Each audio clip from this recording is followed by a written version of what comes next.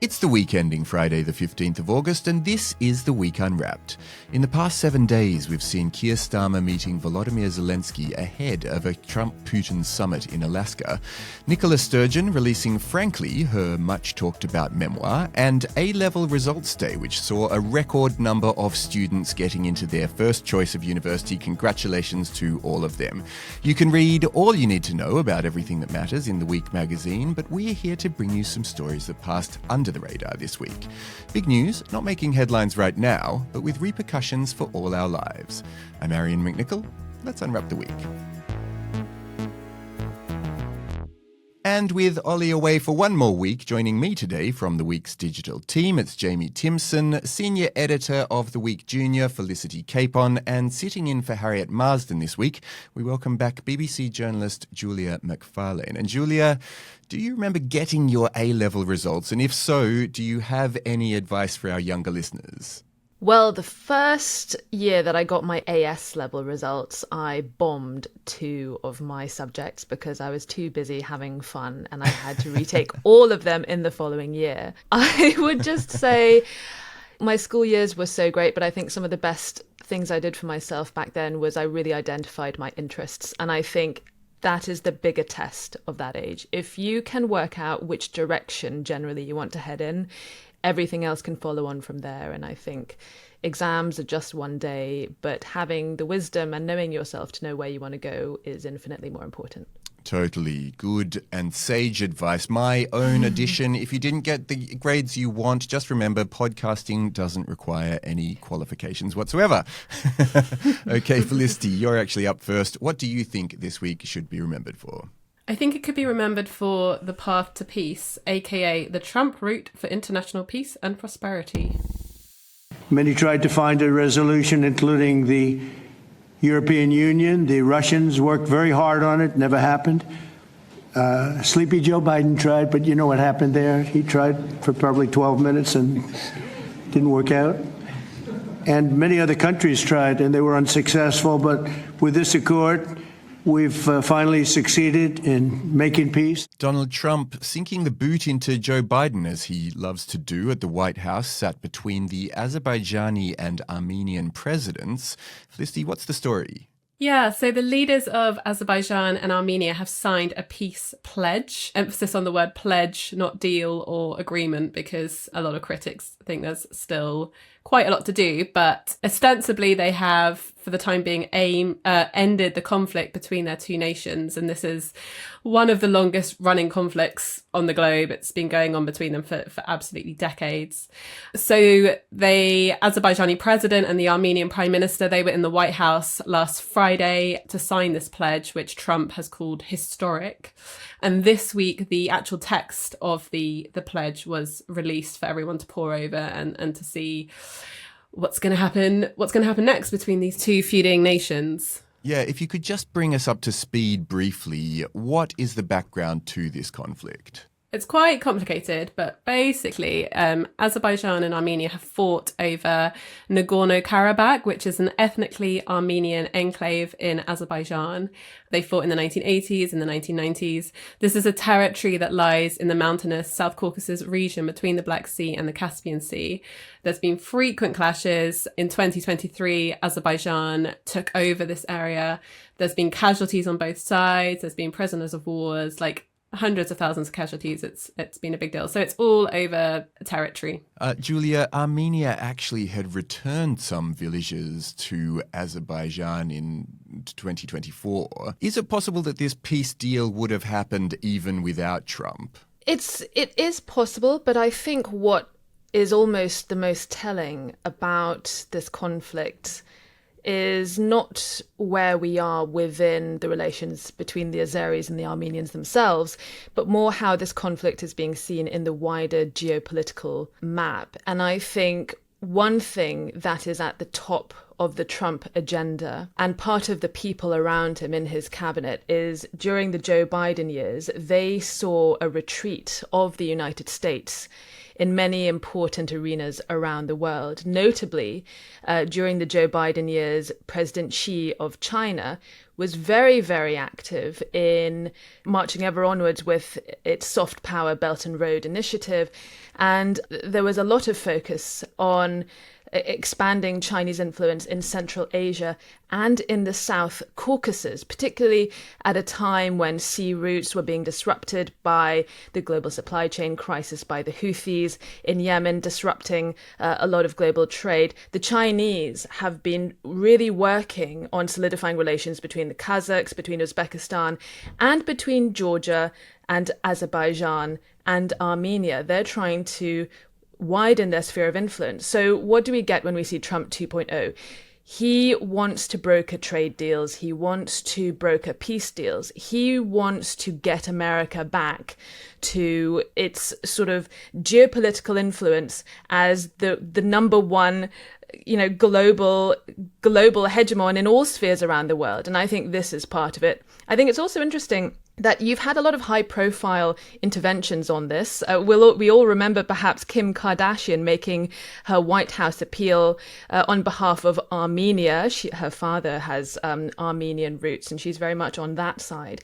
But the other thing is the Azerbaijani relationship with Russia and their close ties is another reason for the US to take an interest in this conflict, to perhaps align with Armenia to counter Russian influence. So I think that there are so many sort of tangled threads to look at in this conflict. Yeah, I mean, call me cynical, perhaps, but one wonders whether Trump could even have found Azerbaijan and Armenia on a map a few weeks ago. I mean, Jamie, is this all part of Trump's kind of unexpected quest to win a Nobel Peace Prize? Is that what's motivating his involvement here? You didn't used to be so cynical, Arion. What happened? This podcast has changed me. Yeah, absolutely. What were those halcyon days of your A-levels? I think it's interesting with Trump and the Peace Prize. I think he obviously, there's lots of stuff that would suggest that it was actually Obama that caused this whole Trump situation upon us by him taking the piss out of him in the White House Correspondents' Dinner that then saw Trump decide to run for presidency. That's his villain's origin story. Exactly. It now seems like he's trying to ape Obama once again by going for the Nobel Peace Prize. It's interesting, I think, as you were saying, Arion, particularly in this deal, it is kind of built off the back of efforts from Joe Biden. I think the White House would say that he wasn't obviously able to get it over the line, but a lot of the agreements had already been agreed by the Azeris and the Armenians previous to Trump getting involved. I saw a thing that the White House said that Trump has thus far stopped 6 wars, and he's stopped about an average of about a war a month, referencing the conflict between India and Pakistan, Thailand and Cambodia, the Congo and Rwanda. So he is obviously positioning himself in that way. How it kind of works within the context of America First and the kind of MAGA backing that he's had is an interesting one. He's obviously seen it as a kind of a feather in his cap to be seen to be stopping wars, but at the same time he's obviously pulling out a lot of funding from US aid, which we've talked about on this podcast before, and still professing to put America first. But maybe this is his idea is it aligns with America First because it's showing how America has power in these regions and not Russia or not China. Yeah, I mean, none of this obviously happened in a vacuum. Julia, you mentioned the involvement of China, but also for more than a century, the Kremlin has played a really significant role of both power and peace broker in the Azerbaijan-Armenia conflict. Felicity, does this signify, like this particular moment, does it signify that the US is expanding its influence in the region kind of at the expense of Russia? Yeah, I certainly think it does. I mean, as you were saying, the last agreement between Armenia and Azerbaijan was crafted by Putin. And historically, Moscow has really sought to extend its influence in the region. And even with these peace talks, it has tried to insert its interests. But actually, both sides, both Armenia and Azerbaijan, they abandoned those proposals in favor of an American solution. So yeah, Russia has been really, really sidelined over this. And its response has been cool, to say the least. It's sort of cautiously welcomed peace in the region, but it has warned against foreign interference, which is obviously a dig at the US. So yeah, it's definitely Russia being sidelined. And it's interesting that Armenia and Azerbaijan went to America, and then they have both been sort of singing Trump's praises, and they have both nominated him for the Nobel Peace Prize. So you can definitely see lots of leaders at the moment sort of being sycophants, really, and sort of seeing themselves sucking up to Trump, which you could, argue that there's other things going on there. And then other country in this, which is also quite important to mention, is Iran. So Iran shares a border with both countries, and some of the aspects of the pledge really affects Iran, because the idea is that they're going to open up this corridor, which also affects Turkey. It's opening up a corridor between Azerbaijan and its Nakhchivan exclave. And that sort of runs very, very close to the Iranian border. And Iran is absolutely furious about the idea that there's going to be more American influence. It's a hot potato. Yeah, Julia, is Iran right to be worried about this? I think Iran is looking at the wider geopolitical map and also concerned about security on its borders. It does want to have good relations with both neighbours, and there were lots of Iranians who fled over the borders when there was Israeli airstrikes on Iran this summer. And I think something else that's also really interesting is the growing and rather quiet involvement of Turkey. And Turkey, who have been increasingly intervening in conflicts in the region. They sent troops to Syria and gained territory in 2019. They got involved in the Libyan civil war. Turkey's major rival is Russia, which is also has been involved in this conflict. Turkey has thrown its support behind Azerbaijan. The Azeri population there is a Turkish ethnic group. Their languages are extremely close. And so I think the relationship between the Armenians and the Russians is something that is, has occurred to Turkey, that there is an opportunity for them. The proxy nature of this conflict, like so many others, I think in some ways can prove a benefit in that there are more players willing to broker ceasefires and to end cycles of violence.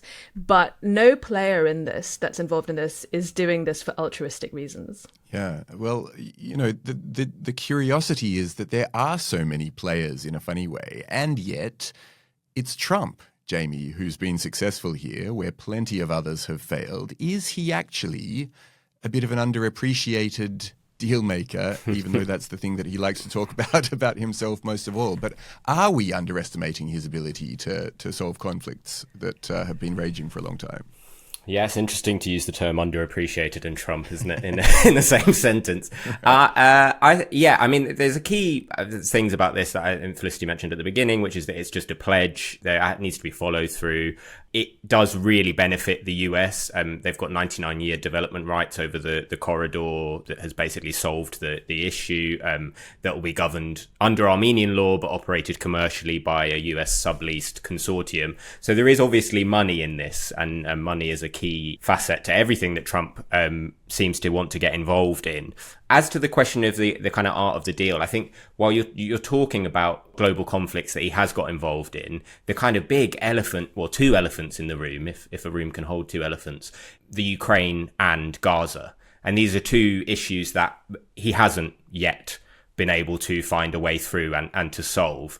And I wonder if his focus on all of these other small, potentially less in the news conflicts is a way of trying to distract from the fact that he hasn't solved the two big issues. And then potentially, even if he is, he's privately said that he wants to win the Nobel Prize.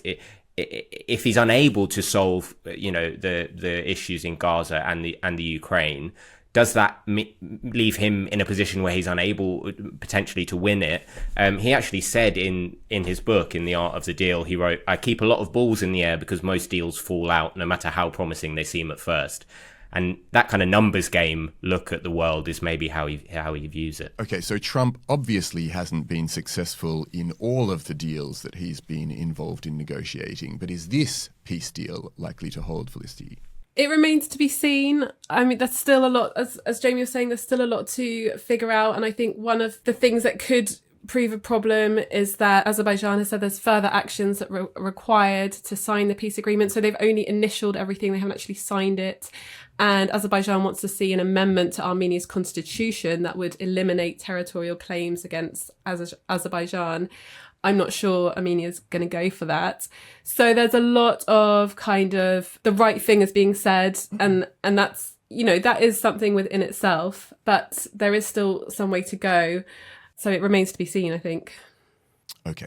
On the way, North Korean workers are making their way to Russia, but all is not as it seems. That's after this.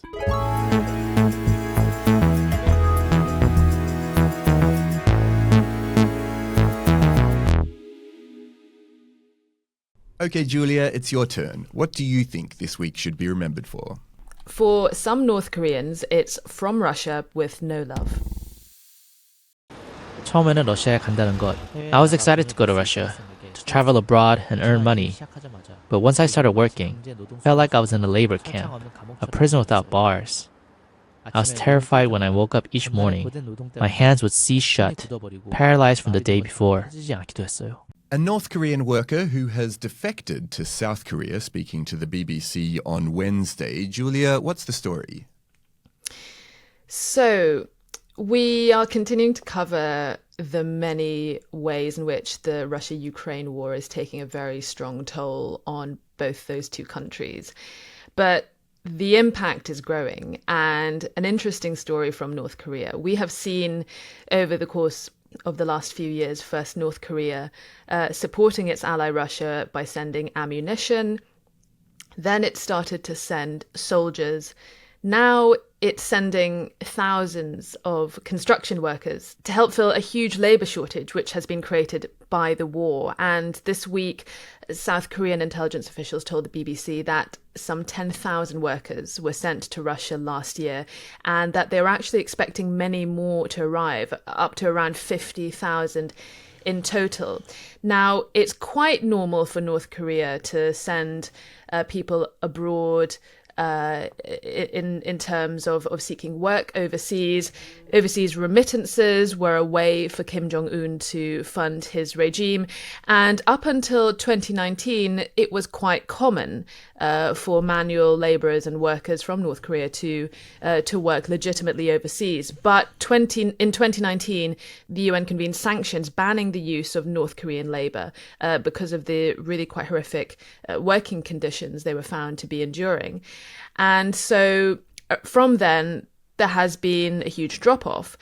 But what we're seeing now is many North Koreans being lured to Russia in a way that will sound a lot like other instances of human trafficking. There are advertised as work opportunities in Russia, and that they will be paid a certain amount and that accommodation is provided for. But when they get there, they find that they are expected to put up with 18, 19, 20-hour-a-day working days, that they are sort of packed into these steep high rises. And some of them have managed to talk to the BBC, escaping from Russia, that the conditions that they have found themselves in Russia bear resemblance to the labour camps back in their home country. Yeah, I mean, Jamie, you know, obviously this is a pretty grim situation that Julia paints of what working conditions are like once they get to Russia. But is it really that different from the impoverished world many of them would have left behind in North Korea before they came over there? Yes, it's a difficult one to. I mean, the two awful situations, and I guess that the reason that the lure of leaving North Korea could be part of the reason that people are going. It stems from, as Julia was saying, like that. It stems from this pact that North Korea and Russia have had, that a kind of mutual defense pact. Reports have shown that they were kind of given Russian uniforms if they were going to fight, and then issued fake IDs to obscure their origin. So there's not a lot of legitimacy that they are being given when they're sent over there. I think another interesting facet to this is, just why Russia needs this number of people. There was an interesting article in Bloomberg this week that was showing just how kind of decimated the Russian economy is. Russian companies will need to hire the equivalent of 2 million workers a year over the next 5 years to fill the vacancies and to deal with the loss of working age population through the war. So while on the one hand we've obviously got this horrific conditions that the North Koreans are in, it does shine a light also on the state of the society and economy in Russia. Yeah, I mean, that's one of the bits that caught my eye as well, that labour shortage angle to the story. But what was curious to me is that Russia is a country of 143 million odd people. I mean, even presupposing that figure of 1 or 2 million Russians killed or injured since the start of the Ukraine war is correct, that still leaves a vast majority of the population. How can there be a shortage of workers, Felicity? I mean, you're right. It's a very big country with a very big population, but it is the toll of the war that is it's sort of grinding Russia down. I mean, it's not just the Russian troops who've been killed or wounded. It's also the numbers who have fled the country. And it's the economy, which is the Russian economy, which is still doing okay, but it is slowing down. It is starting to stabilize. So, and these North Koreans, it's not just construction. They're also involved in clothing factories and IT companies. They're definitely helping to boost Russia, basically. And at the same time, they're sending money back to North Korea. They have to pay these loyalty sums of money back to North Korea too. So both countries are benefiting in some way at the expense of these workers who are just in the most, deplorable conditions, working very dangerous shifts, working very long shifts, and they can't really get home. They don't really have a lot of say in, what they're doing day to day. Julia, it's not just North Koreans as well. I gather you've been hearing about how Indians are being tricked into not just working for Russia, but fighting for them. How's that happening? Yeah, so this is another sort of recent phenomenon that, again, also has sort of vibes of human trafficking. There is a growing number of Indian nationals who are sort of tricked into fighting for Russia. And this week on the BBC, we looked at the case of a few Indians who told us of their experiences. Yeah, and this really reminded me also of how ISIS recruited foreign nationals, using people with blogs or social media profiles to try and lure people to make the journey. And there was this a YouTuber who was an Indian man based actually he was based in Dubai, and he was called Khan. And on his YouTube channel, he would offer well-paid work across a number of countries, even for low-skilled Indians. And some of these blog posts advertised what was described as a security helper role, some kind of security guard role. And, he said that Indians could earn hundreds of thousands of rubles every month working in logistics, way behind the front lines.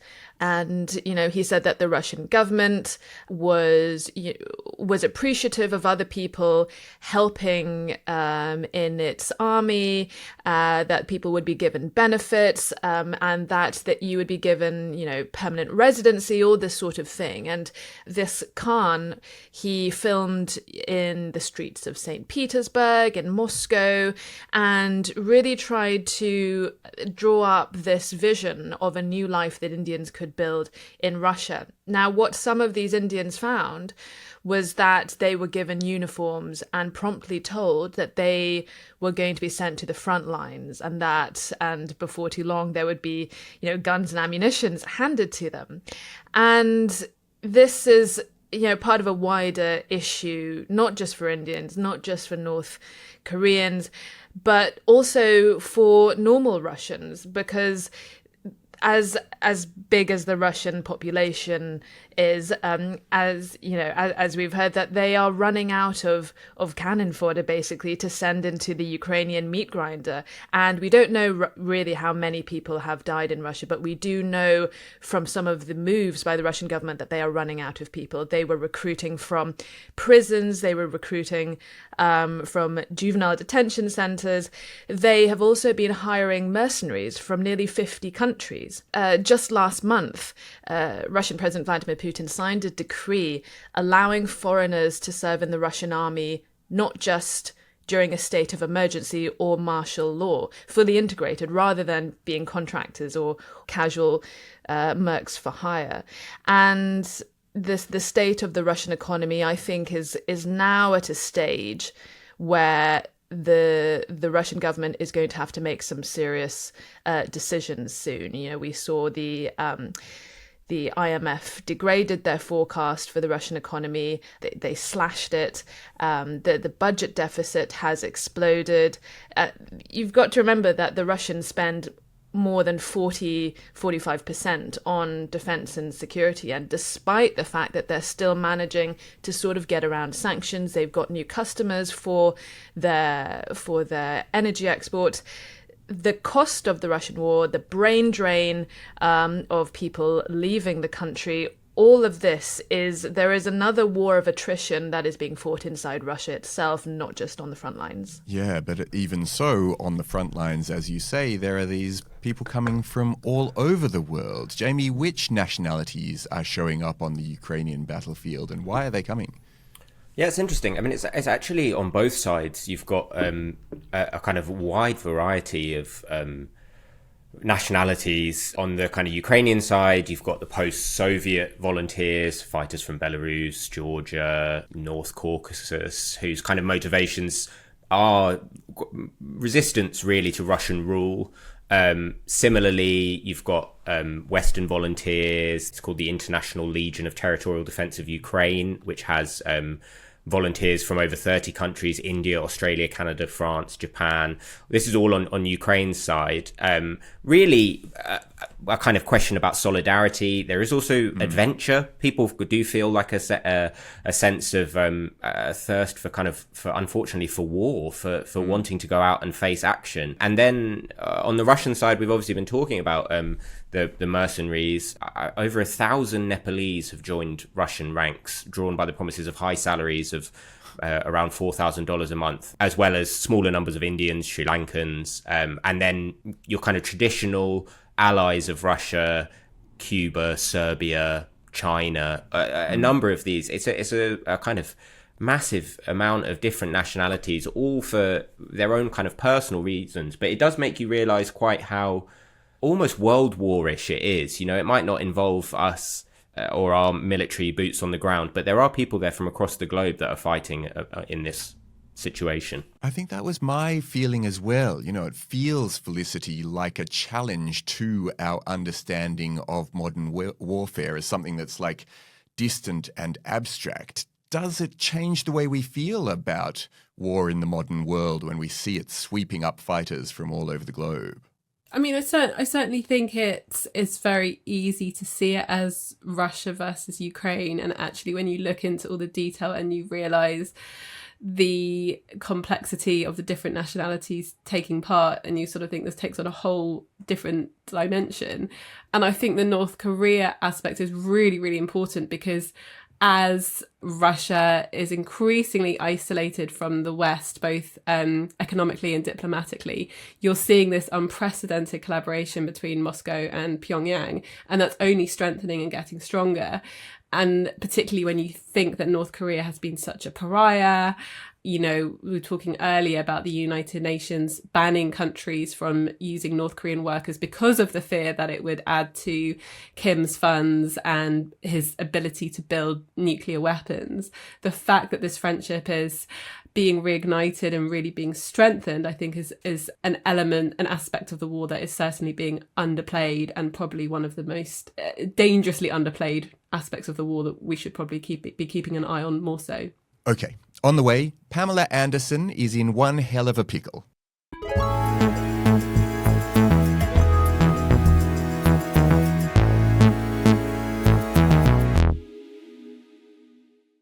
Okay, Jamie, you're finishing the show. What do you think this week should be remembered for? This week we were all briny, happy people.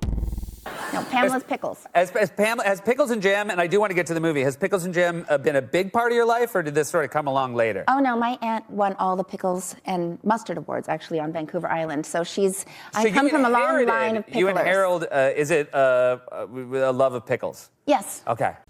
Pamela Anderson on Late Night with Seth Meyers back in January of this year. So, Jamie, what's the story this week? Pamela Anderson's pickles. It was quite amusing there that she said she came from a long line of pickles, which threw up some interesting imagery there from your Baywatch days. She's launched a limited edition line of her spicy pickles this week, currently priced at, I'm going to give you a guess, do you think it's more or less than $30 a jar, Arion? Actually, everyone can jump in. I mean, it has to be... The reason you're asking is that it's going to be more, but it should be less, right? It's $38 a jar. Correct. Isn't that wild? I mean, I'm not just following the ins and outs of Pamela Anderson's life here. I'm bringing it to the table because it is a good example of how pickles are everywhere. I don't know if you've noticed, but they are the food trend of the year. Just to bring it back to the UK, 16% year-on-year increase from Ocado for pickle sales. Searches for pickles on Waitrose website have gone up 123% in the last year. Tesco have said that they needed to increase the range of pickles and fermented foods it stocks by 2/3 in the past year. We have gone absolutely pickling mad. Okay, quick point of order here. You can pickle pretty much anything. Are we talking about all pickle kind, or are we talking about just kind of gherkins? I think we're talking about what my granddad used to call wallies in Cockney lingo, which is a pickled gherkin. And you could get it from fish and chip shops. And he would always ask me to pick up a wally. Well, he wouldn't ask me because I was 10 years old or whatever. My mum would pick up a wally for him at the fish and chip shop. So I believe we are talking about pickled gherkins in general. But obviously, there has actually been since... I think really since COVID, there's been a kind of fascination with fermentation and fermented things. That's been another big food trend. Obviously, fermentation has been going on for thousands and thousands of years. I wasn't claiming that it just started in 2020. Well, your grandfather was obviously ahead of his time, but pickles, it strikes me, Felicity, they're not like kale or quinoa or like chia seeds or these foodstuffs that seem to arrive in our consciousness all of a sudden. Pickles have been around, as Jamie was just saying, forever. Why is everyone suddenly eating loads of them? I think a number of things can explain this. I mean, there has been a lot of influence from Korea recently. I mean, we did a podcast a while ago about how cool Korea is, all Korean culture. And they're big into their pickles and their fermentation and all that sort of thing. So I think, foods like kimchi and, other pickled goodies have become very, very popular. And the same with Scandinavia, where pickling is also... has been a tradition, for forever, really. And I think Scandinavian cuisine became very, very cool. I think there's also just something fun about pickles, right? Like it just lends itself to loads of memes. It's slightly phallic. They're just a bit silly and a bit naughty. And the number of toddlers I see walking around with Mama's little pickle emblazoned on their t-shirt. So I think pickles are just sort of fun, basically. But I do think it's ironic because, when we talk about the price of how much Pamela Anderson is selling them for, that they've sort of become this like luxury product that, a lot of ordinary people wouldn't be able to afford. But it is going back to something ancestral, the idea of surviving, very harsh winters, that you'd have to pickle and preserve and salt everything in the spring or the summer months in order to get you through the winter. It's sort of it's growing and storing food for necessity rather than luxury. So I think that's really ironic in a way that that's now becoming this very expensive luxury product that was never supposed to be. Yeah, well, okay, so Felicity's thrown up a few theories about the history of pickles, about their cuteness and the phallic quality. I mean, one of the other things I heard floated was that it's kind of a health-related thing, Julia. Is there a health benefit to eating pickled foods and specifically wallies? I think This is an excellent story for the week Unwrapped. I actually think Felicity and Jamie, all of our topics have been really interesting. But I have to pay tribute to Jamie because I love a story that, on the one hand, purports to be about a simple subject, but actually, on further inspection, it can also tell a much deeper story about society and where we are at the moment. And I think what is so interesting about this pickle, particularly what Felicity says about, this is something that goes back many, many years, and there is a sort of historic traditional sort of aspect about this. First of all, in some of the articles that have been looking at the pickle trend and, talking to, culinary trend experts, all cited that a lot of this is being driven by Gen Z. I still say Gen Z, not Gen Z. Gen Z craze and their appetite for not just big flavors, but also the health conscious benefits of it, the fermentation, but also the fact that you can also have a personality cult about this. And so many trends and so many things that we see on Instagram that become our next big craze, whether it's Labubu dolls or whether it's matcha or whether it's pickles or whether it's whatever, I think something bigger is happening, which is that social media is increasingly driving our discovery of everything. We are now sort of force-fed new trends on a conveyor belt of our algorithms rather than coming across them in the daily course of our lives. We're at sort of peak convenience era. We sort of lay back and have everything delivered to us. And one thing that I think is very interesting, an impact of all of this, there was a story on the BBC this week that was about how AI is potentially starting to impact doctors' skills. And it found that those who used AI-assisted programs to spot cancerous growths were less effective to spot these without them. And the question was, is AI potentially damaging the very skills that they're built to ostensibly support? Now, bear with me, this is relevant because I think what we are seeing with this renewed interest in these sort of old-fashioned things like, the long art of pickling, is that many people are increasingly, subconsciously perhaps, rejecting this and moving towards some of these old traditional practices and pastimes. We're seeing like the rise of homesteading, even natalism, the growth of slow hobbies like gardening and traditional crafts, things you cannot look up on Amazon, click and have delivered by a drone in the next few hours. I think all of this in some way is representing a backlash against our new technological age. There is no way to fast track a pickle. You have to go through the process, which, to be fair, is probably why Pamela Anderson thinks she can charge nearly $40, because pickling takes time. There is no technological shortcut to that as of yet. And I think it's so interesting because everywhere you look, you are seeing people slowly rejecting so much of our modern lifestyles and trying to move back into slower and perhaps environmentally smaller ways of life.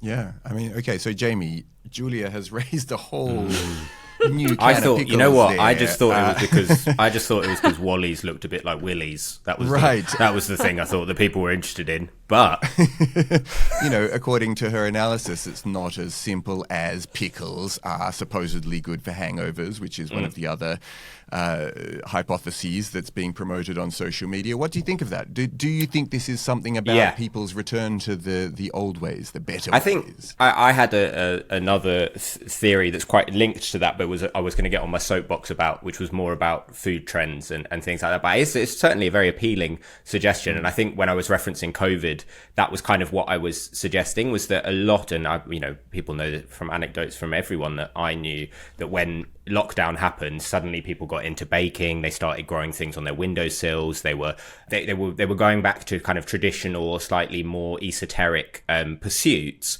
while at the same time also spending a lot of time on their phones and showing people the very esoteric things that they were doing while on lockdown. And everyone was living in this very intense bubble that kind of, it seemed a way of getting peace, I guess. So I do agree with what Julia was saying. I think the other thing is a little bit about this, is this kind of chase constantly with food trends to get something a little bit, a slightly more interesting take, or a little bit more spicy, or a little bit more a kind of constant optimization that I think probably exists across culture now in every realm of like, oh, we can just tweak this recipe, or we can just tweak this addition, this thing that you're doing. Because everyone wants to achieve this peak goal. Everyone is straining for this idea of, enlightenment through, be it the best version of a matcha latte that they can get, be it the best pickle that they can create. It's quite scary in some respects that, this hyper optimization that we're the world that we're living in. Equally, I think there's something, as Felicity said, there is something quite fun about pickles, and in a way maybe we shouldn't be. It's not that deep, as young people would say. Julia, are you into fad foods? Have you ever waited in line for a cronut or a cupcake or a TikTok famous sandwich? I'm probably not the best person to ask this question because I grew up in Indonesia and Singapore, and so my palate is quite complicated because from a very young age it was very, very dominated by very, very strong flavors. And I think part of the food fads, particularly you see it a lot in the West, are because of the rise of globalization and the opening up of whole different food markets and global culinary experiences. A lot of these trends, with the exception of pickles, to be fair, which does have its roots, in the colder climates up in Europe, but things like matcha, things, like ramen, all these sort of food crazes are often sort of global food crazes. And what is also interesting, which was a question which was posed in a New York Times article, opinion piece about why everyone is eating pickles now, asked the question about hyper flavor, and are we in an era of hyper flavor, which I thought was so interesting because we are sort of peak Technicolor age, aren't we? And you only just have to look at, for example, not just food adverts, which are so sort of painfully vibrant that they give you a headache by looking at them. But, following on from our conversation about nostalgia and harking back to old practices, I saw an advert on Instagram the other day of the old original Disney movies. And what was so immediately apparent was that compared to today's modern movies, the palette is quite muted. And, you just put on Peppa Pig and it's like, whoa, hyperstimulation. And which is something that studies, that people are starting to look at now. This era of sensory overload and the fact that we are now sort of trained to require complexity and even more intense flavors, even more umami, even more bite. And, in some ways you're seeing a rejection of that by going back to a simple sort of one-dimensional flavor, which is the sharp, acidic bite of a pickle, which only has, two ingredients, the vegetable, the water, and the salt. Well, I'm afraid it's time for me to return to my single flavour existence. My thanks to Jamie, Felicity and Julia. You are all hyper-flavoured guests in your own way. And remember, you can follow this show for free and get every episode as soon as it's released by searching for The Week Unwrapped wherever you get your podcasts, including now on YouTube where you can watch us too. You can also get 6 free issues of The Week magazine with a trial subscription. Just go to theweek.com/subscriptions. In the meantime, I've been Arion McNicoll. Our music is by Tom Morby, the producer Ollie Peart at Rethink Audio. And until we meet again to Unwrap next week, bye-bye.